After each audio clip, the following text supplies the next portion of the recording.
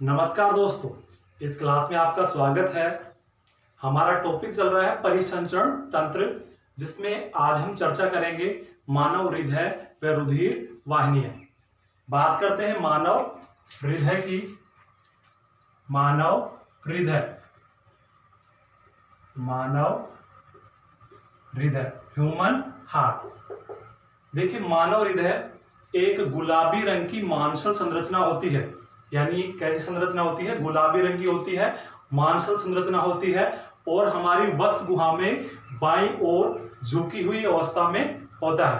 वक्ष गुहा में हमारी बाईं ओर मिलेगा, झुकी हुई अवस्था में मिलेगा। इसका आकार होता है हमारे हाथ की जो मुट्ठी है, बंद मुट्ठी है, इसके आकार का ये हृदय होता है, जो कहाँ होता है? हमारी वक्ष गुहा में होता है। इसके भार की बात करें, इसका जो वजन होता है वो होता है लगभग 300 ग्राम। यानी जो मानव हृदय है इसका वजन लगभग 300 ग्राम होता है। ये पुरुषों में होता है, महिलाओं में लगभग 250 ग्राम इसका वजन होता है।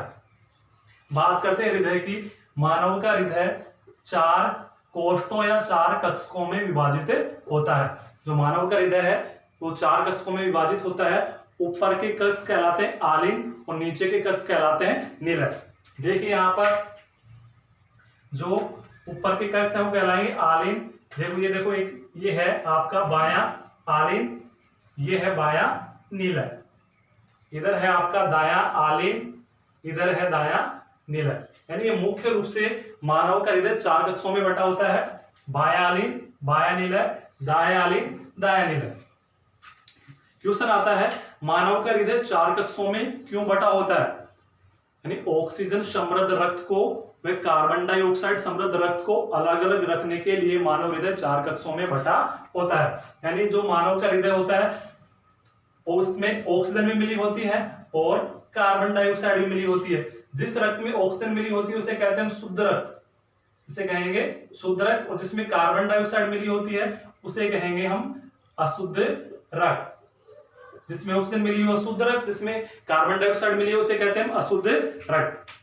अब जो मानव हृदय है उसके कौन से भाग में तो शुद्ध रक्त बहता है और कौन से भाग में अशुद्ध रक्त बहता है? देखिए यहाँ पर इसको ऐसे याद करेंगे, वैसे याद रखो बढ़िया, वैसे याद रखो बढ़िया। यानी कि जो बढ़िया बढ़िया रक्त है, यानी कि जो शुद्ध रक्त है वो तो कहां बहेगा? बायां आलिंद और बायां निलय में। वैसे याद रखो यहाँ पर दूषित, वैसे याद रखना है आपको दूषित, और इधर भी वैसे क्या याद रखना है? दूषित। यानी कि जो दूषित रक्त है वो बहता है आपके दाएं आलिंद और दाएं निलय में। बढ़िया बढ़िया यानी जो शुद्ध रक्त बहता है वो बहता है बाएं आलिंद और बाएं निलय में। इस प्रकार जो मानव का हृदय होता है मुख्य रूप से 4 कक्षों में विभाजित होता है। जो आलिंद होते हैं वो थोड़े छोटे होते हैं, जबकि जो निलय होते हैं वो थोड़े बड़े होते हैं। अब मानव का जो हृदय है ये दोहरी झिल्ली युक्त एक आवरण से घिरा रहता है, जिसे हम कहते हैं हृदय आवरण। और इसके मध्य में एक द्रव भरा रहता है यहाँ पर, जिसे कहते हैं हृदय आवरणी द्रव, जो हृदय की बाहरी आघातों से सुरक्षा करता है। इसके संरचना को देखते हैं।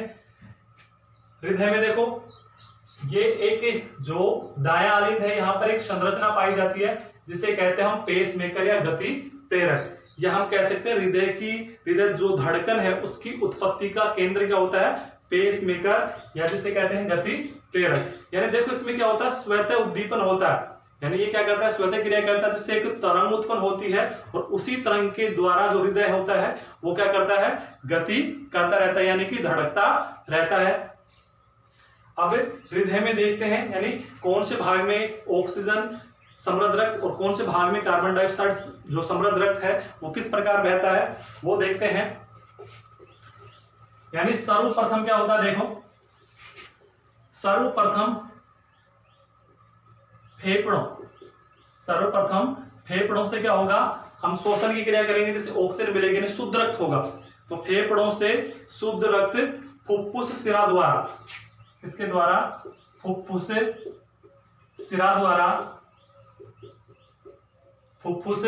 सिरा द्वारा कहां प्रवेश करता है? बाएं आलिंद में, बायां आलिंद में प्रवेश करता है। बाएं आलिंद से रक्त आता है बाएं निलय में, बायां निलय, बायां निलय, बायां निलय से ये महाधमनी द्वारा शरीर के विभिन्न भागों में भेज दिया जाता है। उसके बाद में शरीर के जो विभिन्न भाग हैं, शरीर के जो विभिन्न भाग हैं, वहां से जो अशुद्ध रक्त है वो फुफ्फुस, अशुद्ध जो रक्त है वो किसके द्वारा, शरीर के निचले भाग में जो महाशिरा है और ये निचले भाग में जो महाशिरा है, शरीर के ऊपरी भाग से महाशिरा और निचले भाग से महाशिरा, यानी हम ऐसे कह सकते हैं महाशिरा, महाशिरा द्वारा, यानी शरीर के जो भाग है विभिन्न, वहां से अशुद्ध रक्त महाशिरा द्वारा कहाँ आता है, दाएं आलिंद में, दायां आलिंद में आता है, दाएं आलिंद से आ जाता है दायां निलय में, दायां निलय में, और दायां निलय में जो फुफ्फुसीय धमनी होती है, फुफ्फुसीय धमनी, फुफ्फुसीय धमनी द्वारा उसको कहां भेज दिया जाता है, शुद्धिकरण के लिए फेफड़ों में। इस प्रकार जो हृदय होता है वो क्या करता रहता है, शरीर में घूमता रहता है। देखिए सर्वप्रथम जो फेफड़ों से शुद्ध रक्त, यानी ये माने अब ये फेफड़े हैं, फेफड़ों से शुद्ध रक्त फुफ्फुसीय सिरा द्वारा, ये फुफ्फुसीय सिरा है, फुफ्फुसीय सिराओं द्वारा कहां प्रवेश करता है, बाएं आलिंद में। अब देखो बायां आलिंद रक्त को ग्रहण करते समय बिल्कुल शिथिल अवस्था में रहता है, बिल्कुल नॉर्मल अवस्था में रहता है। जब यह रक्त से पूरा भर जाता है तो इसमें क्या होता है, बाएं आलिंद में संकुचन होता है, यानी सिकुड़ता है, जिसके द्वारा रक्त बाएं आलिंद से बाएं निलय में भेज दिया जाता है। अब जो बायां आलिंद बायां निलय है, यहाँ पर एक कपाट पाया जाता है जिसे हम कहते हैं द्विवलन कपाट। अब यह कपाट मुख्य रूप से क्या काम करता है, रक्त को विपरीत दिशा में बहने से रोकता है। तो रक्त बाएं आलिंद से बाएं निलय में आ गया। बायां निलय भी रक्त को ग्रहण करते समय बिल्कुल शिथिल अवस्था में रहता है, और जब ये रक्त से पूरा भर जाता है तो इसमें संकुचन होता है, और ज्यों ही बाएं निलय में संकुचन होगा, रक्त को शरीर के विभिन्न भागों में महाधमनी के द्वारा भेज दिया जाता है। यहाँ पर विभिन्न जो शरीर के अंग हैं उनमें क्या भेज दिया जाता है, शुद्ध रक्त भेज दिया जाता है। अब शरीर की जो विभिन्न कोशिकाएं हैं उनमें विभिन्न उपापचय क्रियाएं होंगी, जिसके द्वारा किसका निर्माण होगा, कार्बन डाइऑक्साइड का। अब जो है रक्त में कार्बन डाइऑक्साइड मिलेगी, रक्त कैसा हो जाएगा, अशुद्ध रक्त। अब अशुद्ध रक्त क्या करता है, शरीर के विभिन्न भागों से, जो अशुद्ध रक्त है शरीर के ऊपरी भाग से महाशिरा और शरीर के निचले भाग से महाशिरा द्वारा कहां प्रवेश करता है, दायां आलिंद में। यानी जो अशुद्ध रक्त होता है कहां प्रवेश करेगा, दायां आलिंद में। अब दायां आलिंद भी रक्त को ग्रहण करते समय बिल्कुल शिथिल अवस्था में रहता है। जब यह रक्त से पूरा भर जाता है तो इसमें भी क्या होता है, संकुचन होगा, और जो है इसमें संकुचन होता है, रक्त को दायां आलिंद से दायां निलय में भेज दिया जाता है। अब जो दायां आलिंद और जो दायां निलय है, इसके मध्य में भी एक कपाट पाया जाता है जिसे कहते हैं हम त्रिवलन कपाट। यह भी रक्त को विपरीत दिशा में बहने से रोकने का कार्य करता है। जब अशुद्ध रक्त दाएं आलिंद से दाएं निलय में आ जाता है तो दायां निलय है, ये भी रक्त को ग्रहण करते समय शिथिल रहता है। जब यह रक्त से पूरा भर जाता है तो इसमें क्या होता है, संकोचन होता है, और जो है इसमें संकोचन होगा, रक्त को शुद्धिकरण के लिए कहां भेज दिया जाएगा, रक्त को शुद्धिकरण के लिए फुफ्फुसीय सिराओं द्वारा, फुफ्फुसीय सिराओं द्वारा वापस कहां भेज दिया जाएगा, फेफड़ों में भेज दिया जाता है। फेफड़ों में श्वसन की क्रिया होती है, जिसके द्वारा जो कार्बन डाइऑक्साइड होती है वापस वायुमंडल में मुक्त कर दी जाती है, ऑक्सीजन ग्रहण कर दी, वापस फेफड़ों की सहायता से वापस कहां से आएगी, फुफ्फुसीय सिराओं द्वारा बाएं आलिंद बाएं निलय महाधमनी के द्वारा फिर शरीर में जाएगी। यानी कि ये प्रोसेस क्या करती रहती है, चलती रहती है। इस प्रकार जो हृदय होता है ये मुख्य रूप से किसका कार्य करता है, पंपिंग का कार्य करता रहता है। यानी हमारे शरीर में जो ऑक्सीजन और कार्बन डाइऑक्साइड है उनको अलग अलग रखते हुए शरीर में क्या करता है, रक्त को पंपिंग करने का कार्य करता है मुख्य रूप से। अब जो मानव का हृदय होता है इसमें देखो इस प्रकार के, इसके द्वारा वैसे भी समझ सकते हैं, फेफड़ों से फुफ्फुसीय सिरा, बाएं आलिंद से बाएं निलय से महाधमनी, फिर शरीर के विभिन्न भागों से अशुद्ध रक्त कहाँ आएगा, महाशिरा, महाशिरा से दाएं आलिंद से दाएं निलय से फुफ्फुसीय सिरा वापस फेफड़ों में भेज दिया जाता है। इस प्रकार यानी शरीर का एक चक्कर लगाने के लिए रक्त को हृदय से 2 बार गुजरना पड़ता है, एक बार इधर से एक बार इधर से। इस कारण इसे कहते हैं रक्त का दोहरा परिसंचरण, डबल ब्लड सर्कुलेशन। रक्त का दोहरा परिसंचरण, रक्त का दोहरा परिसंचरण इसे कहा जाता है। यानी कि शरीर का एक चक्कर लगाने के लिए रक्त को हृदय से 2 बार गुजरना पड़ता है, इस कारण इसे रक्त का दोहरा परिसंचरण कहते हैं। तो मानव में रक्त का दोहरा परिसंचरण पाया जाता है। उसके बाद में हम देखते हैं रुधिर वाहिनियां। रुधिर वाहिनियों से पहले देखो, ये जो बाएं आलिंद और बाएं नीले को अलग करती है इसे क्या कहते हैं? विभाजिका कहते हैं। आपका यानी जो दायां आलिंद है, दायां नीले बायां आलिंद में अलग अलग करने के लिए क्या पाई जाती है? विभाजिका पाई जाती है, जिनको अलग रखने का कार्य करती है। अब हम देखते हैं रुधिर वाहिनियां।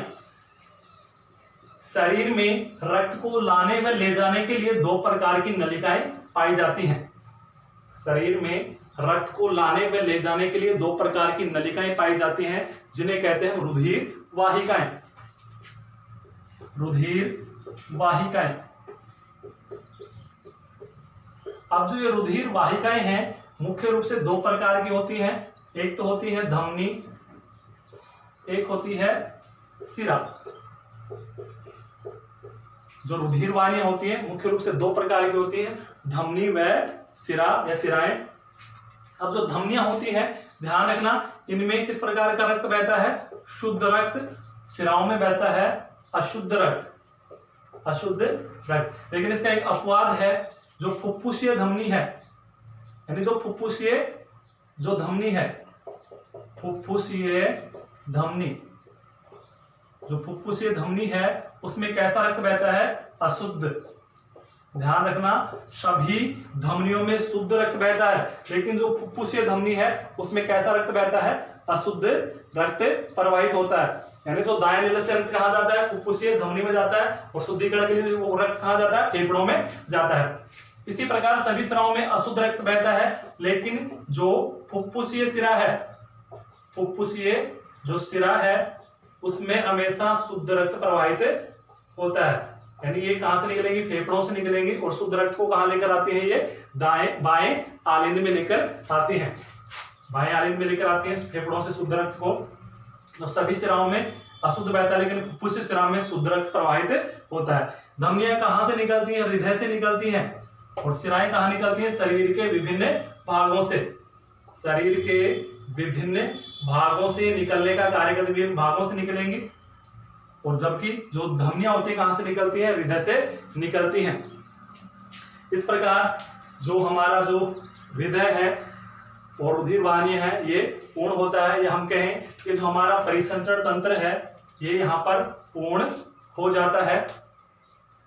आगे की क्लास में हम एक नई तंत्र के साथ आपसे फिर मिलेंगे। तब तक के लिए धन्यवाद।